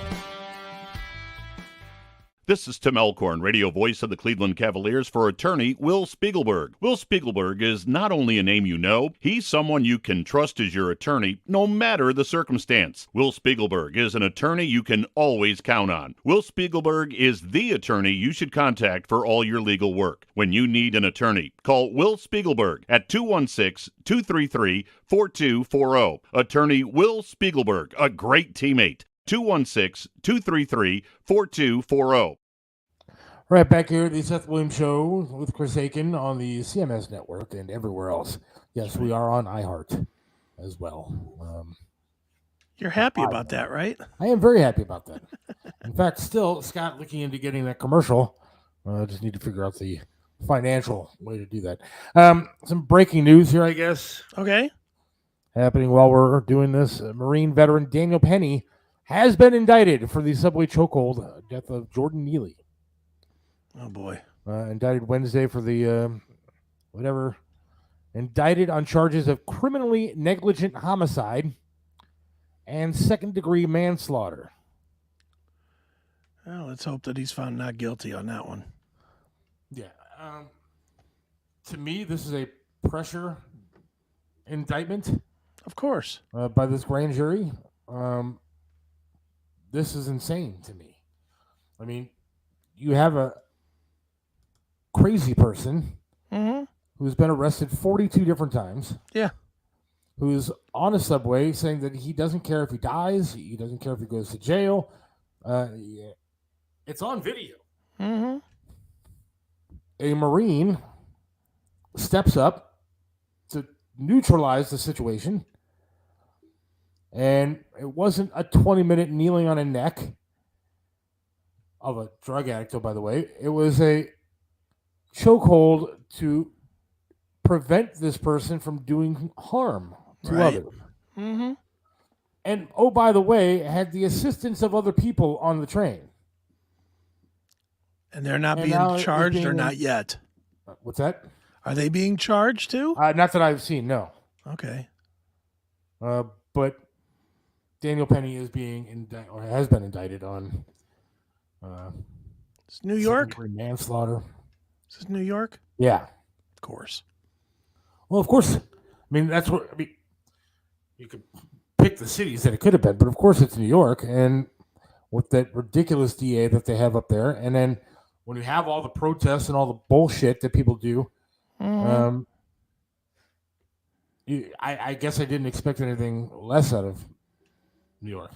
Yeah, well, this is the lesson to you, my friend, of what could happen if you take somebody out when you're security on Saturday the 24th. Well, like I said before, if you take them out, take them all the way out, because if you're going to jail for it, you might as well get your money's worth. As Daniel said, his chest was rising and he was breathing. You can clearly see that in the video. And that'll be why he's not guilty.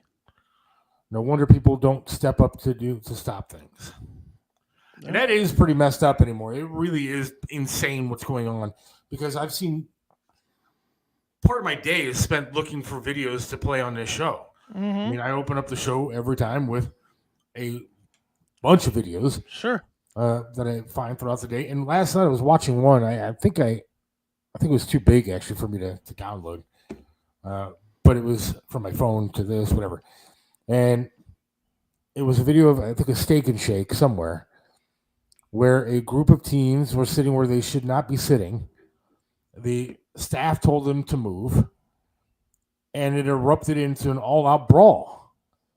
Now, there were a bunch of people there, but you know what happened? Yeah, cameras came Everybody took out their friggin' phones and started recording everything instead of actually stopping what was going on. Yeah, started yelling "World Star." Yeah, I mean, it's absolutely insane. What these people on the subway could have done instead of recording the damn thing is helped out the situation. Yeah.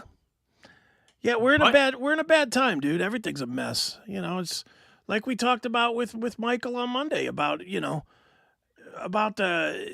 it be nice if there was just a little bit of the mob mentality back into the cities where you didn't mess with your cities and the neighborhood took care of itself. I miss that day. That day is gone, man. Instead now it's just the next need for a TikTok video. That's all it is. So what do you do now? What do you do if you see something happening? Do you say something? Do you do something? Or do you just walk away? Or do you take your phone out? I don't know what you do anymore. Well, I would never I think I would still just roll the dice. Personally, I think I would honestly just roll the dice and I'm going to stop a situation if it's in front of me. Whatever that circumstances be damned. I don't think I'm capable of just sitting back and saying, okay, go ahead, kill him. I'm going to sit back and watch and not interfere. I don't think I have that in me. I mean, I don't know what I would do if I was in a situation at a restaurant and a fight broke out, whether I would try to stop it or if I saw somebody stealing, I'm probably not going to. What am I going to do? I don't think I'd stop anybody stealing anymore because that's senseless there. That's just, you just know that the laws allow the theft. So basically they're not breaking the law. Where the law says there's no penalty for up to $900 or whatever. Then go ahead, as far as I'm concerned, go ahead. But I don't know what I would do if I was in a situation on a train or on a bus. I don't ever want to get on a bus. But I don't know what I would do if somebody was acting up and either threatening people or... Yeah. I mean, maybe when I was a little bit more agile, I wasn't much more agile, but when I had two legs, I might have done something. But now I don't know what I would do. Well, I'd like to think that I would step up and do something.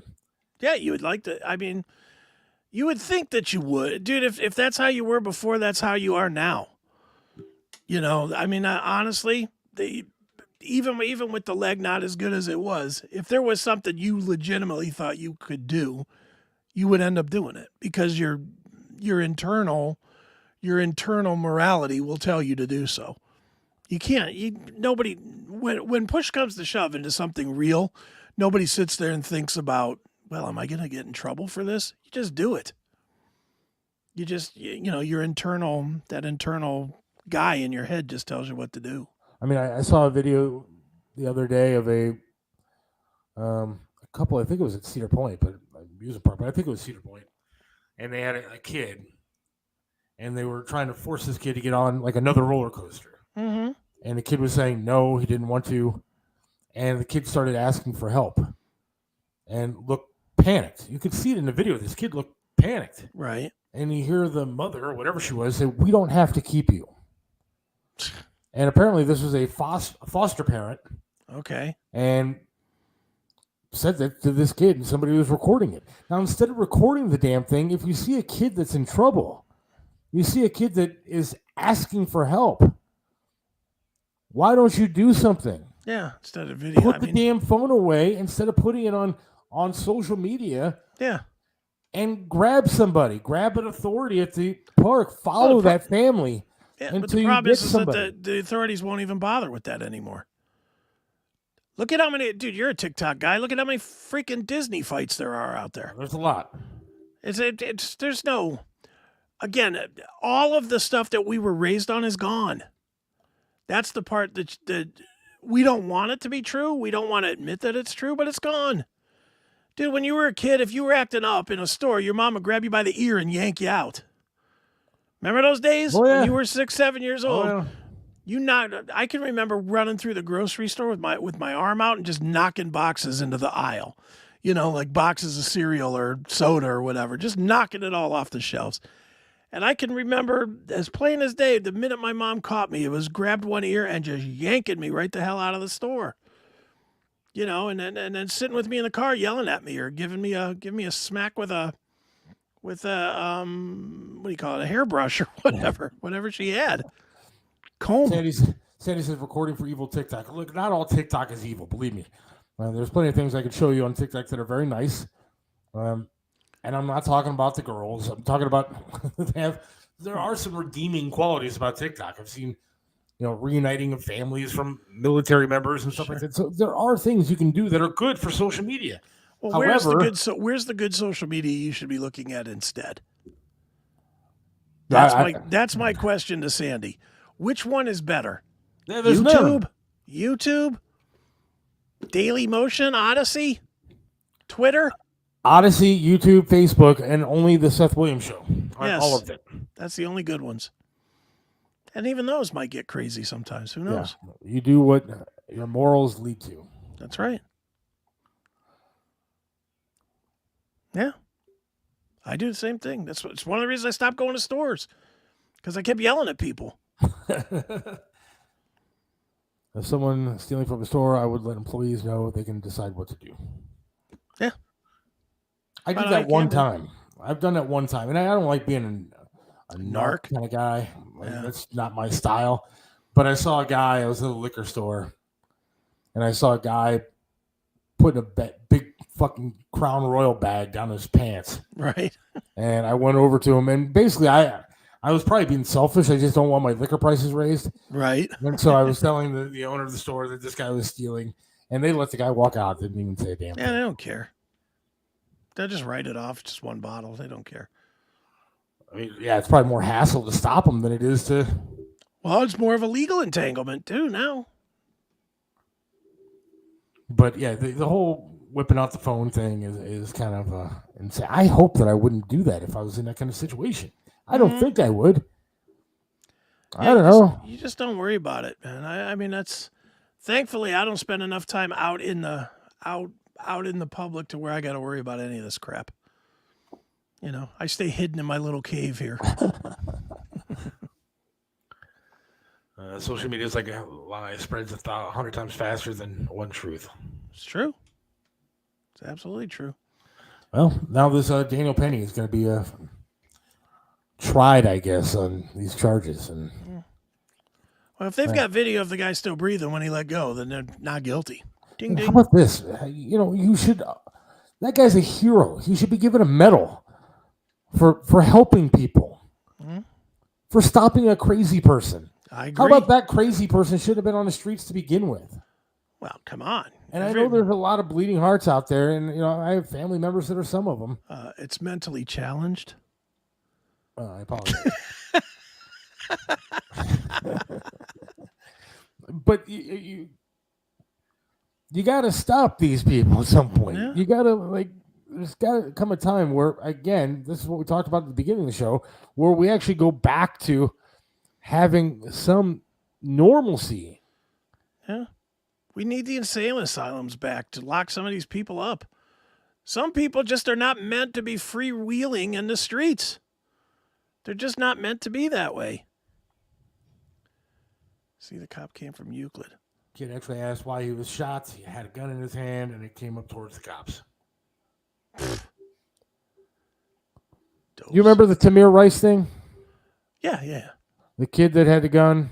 Yeah, the 12-year-old or something? Yeah, and it wasn't a real gun. It was a fake gun, whatever it was. Or something, yeah. And he was putting them in people's faces and twirling around on the streets and stuff. And then the cop pulled up and they ended up shooting the kid. Pulled out and shot him, yeah.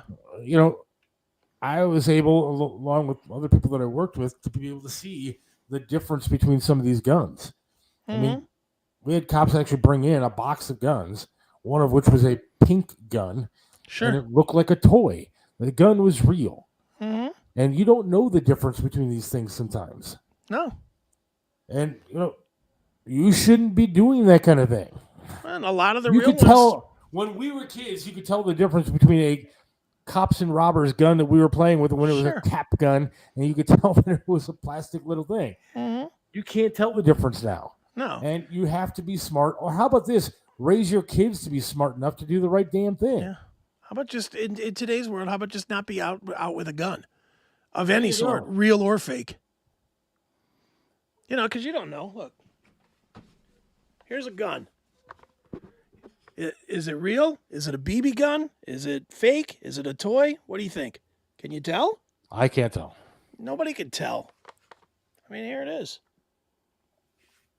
No one can tell. I know. And believe me, if you break into my house, you'll know. But I mean, that's the thing is, I mean, that doesn't look that much different from a toy gun that you would buy in a store, like in Walmart, does it? No, it doesn't. And I don't know. When my boss were very young and the store youngest was causing a scene, if we don't stop, you got to take care of these kids. Yeah, of course. If you'll never support the Guardians because you're a lifelong Indians fan, join us here. All right, I'm saving that. I'll click that link after the show. Is that a good link to click? We got to make sure. Well, it's a Facebook group. It can't be that bad. My Facebook got hacked the other day, apparently. Did it? Oh, that's not good. Somebody said that they got a friend request from me and had like a picture on it. Okay. And where does this come from where people are too freaking stupid to understand that that's not my Facebook? Just report the damn thing and then get it over with. Yeah. Especially when you have a show. You have a show where if you indeed lost your page, you'd be on the show saying, hey, I lost my page. So. But I don't know. This Daniel Penny thing kind of has me in a little bit of a tizzy because, I know people that want him and support him going to jail, what he did, and I don't understand. I don't understand why the crazies are still let out. I don't understand why that guy wasn't in jail to begin with. Right. And if the Justice Department, if the justice system did things the right way, then none of this happens. Now you'd be getting a key to the city of Manhattan. And then on top of it, who do they not arrest? They don't arrest the people that are standing in the middle of the subway tracks, blocking people from getting to work or to wherever they need to go. No, they don't arrest the people that are protesting and burning shit down. They don't arrest those people, but they arrest the guy that's trying to stop something bad from happening. Yeah, but those people were angry, Seth. Don't you know that? I forgot. They were disenfranchised and angry. In this rant that I want to play from Glenn Beck, I'm going to do it on the bonus content. He talks about the media just lies to you, and they lied directly to your freaking face. Oh, yeah. There were media members actually saying at the time of the riots and these protests that go on, these are peaceful protests. Yeah. While there was a car burning in the background, Mm-hmm. you can see buildings and cars on fire as they're telling you that these are peaceful protests that are allowed to happen. Mm-hmm. And we as Americans put up with it. And we say, yes, sir. They're just And like, we all right, move whatever. along. Yeah. That's And, it's about time that we wake up. And I talk about some of that stuff in the bonus content. Sign up on Odyssey, $4.99 a month. There you go. Perfect. All right, so you did, real quick before we end the show, you did an interview today yourself? Yes, I did. Look at you. You're talking about me with my mafia connection. Look at you, internet guy. I did an interview with another podcast. Look at that. The Lord. Live and Loud with the Lord. Live and Loud with the Lord. That's right. Great guy. Yeah, Lord Nelson. Lord Nelson, very good guy. And we talked for like almost 45 minutes. Okay. And he literally asked from when I was born what kind of shoes I wore to anything that's going on tonight with my life. Right. But he is very thorough and he is a very funny guy, very entertaining. And I'm not talking shit about him. He's really, really cool. Sure. And I love talking to him. I want to get him on this show too, so people can see what I'm talking about. He's a super nice guy. We talked about everything from what this show is all about, what it means to me, and what Triv meant to me. Sure. And the health problems that I had and continue to have. But he was very cool. We even talked about the Browns and Steelers because he had a couple of Steelers hats in the background. Well, everybody's got a flaw. Yeah, but yeah, he was he was very, very cool. Live and Loud with the Lord. Yes. And what night? You said he's on Saturday nights? Yeah. Saturday nights he releases his Yeah, stuff? he releases Saturday nights on CMS Network and YouTube and Odyssey and all the places. So you got to look for this, though, because it was a very cool interview. And I really enjoyed doing it. So I'm looking forward to actually checking that out. Absolutely. When he releases. We're going to find out when he's going to put that out there because I want to check it out. But I picked up one thing from him today. I don't know if you've noticed. What's that? because I've done it a couple of times now during the show. Mm-hmm. I've said the Seth Williams Show with Chris Aiken on the CMS network. Oh, yeah. Because that guy was the king of promoting the hell out of the CMS network. Dude, he is so happy to be on the CMS network. He does. Like every post he puts on his Facebook, everything is his name of his company is what? Five Royals Entertainment. Yeah. And he literally every post he has is Five Royals Entertainment and the CMS network present Live in Love with the Lord. It's like the longest intro ever, but yeah, and then like he was cool about it. They kept saying it like I gotta say it 3 times. CMS network. And it was very fun. It was a good interview, I think, anyways. I don't know if I sucked. I probably sucked, but he was very good. He was very entertaining. So look for that. Dude, have you ever heard his song with Stuck Mojo about that was anti I guess not anti-Muslim, but anti-Iraqi war or it was anti the 9/11 terrorists. Yeah. No, I haven't heard it. Let me see if I can pull up, and we won't play all of it because it's like 7 minutes long, but let me see if I can pull real quick up. while you're doing that. Yeah, go ahead. Flat Earth Guy is going to join us Monday the 26th. Yes. Monday the 26th of June. Flat Earth Guy, Plain Truth Guy / conspiracy guy. He's got some really great stuff. Some stuff that I think is going to be mind-blowing to a lot of people. I would think so. I mean, he said that. Let's see if it's true. Look, he told me via text and on the phone, because I called him to set up a date with him, that I may be able to retire after this news breaks, and we're going to go. We're going to go. Everything's going to go crazy when this news is announced. All right. So Flat Earth Guy will be joining us on the 26th. Next Monday, we have another mob guy on. Yeah, Scott Dietschy. So we're going to talk to him about that kind of stuff. So looking forward to that. Yeah, got a lot of guests coming. Slowly but surely, we're getting a whole lot of stuff. That is a Metallica show from Cleveland in 2018, I guess. It was last tour, whatever last tour was. Of course, that's where my seats were, 9 million miles away from the stage. So, it was not good seats, and it was ridiculously priced. So, here, I'm just going to play you a little bit of this opens so that you can see. You were talking earlier about me being big and tall. Yeah. This is a big, tall man. He's like every bit of 6'5", 6'6", and menacing as hell. Check out. This is Lord Nelson, who you interviewed with earlier today. This is from Stuck Mojo from, I don't know, 10 years ago or so. Here we go.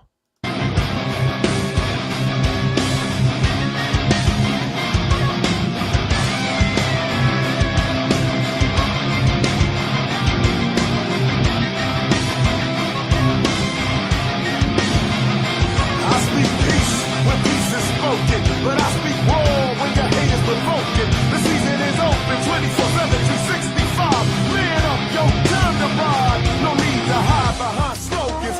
Now be honest. Claiming that you're a religion of peace. We just don't believe you. We can clearly see through the madness that you're feeding your people. Jihad. Be honest. You would not mess with that guy. No, not even a little bit. And I'll be honest with you, when I did the interview with him, yeah, I had no idea. I mean, not that I haven't heard of the band, but I didn't listen to the band. Oh, yeah. That's not a shot against him. But I didn't know he was a badass dude. Oh, yeah. Because when I talked to him, he really was just a funny, fun kind of guy. Yeah. He never had a smile on his face the entire time. Oh, yeah. He's totally happy.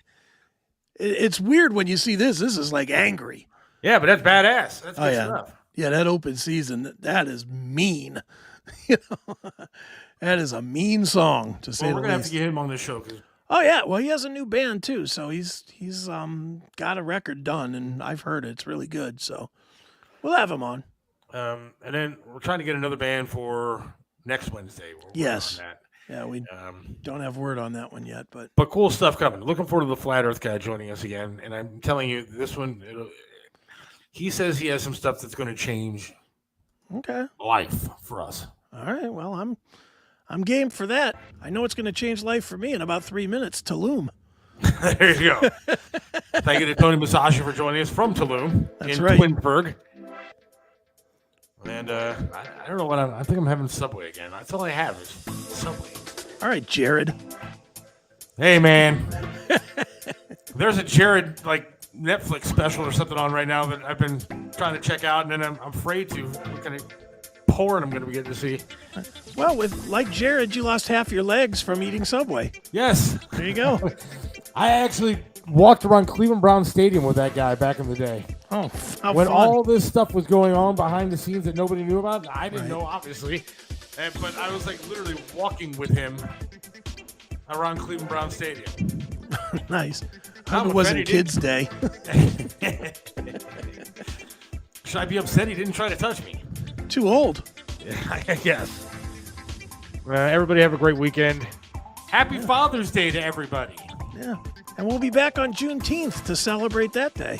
We will be celebrating Juneteenth. Can't wait. Happy Father's Day to you. Thank Chris. you. Same to you, sir. And appreciate everybody listening. God willing, we'll talk to you again next week. Have a great rest of the one and a good weekend as well. See ya. See ya.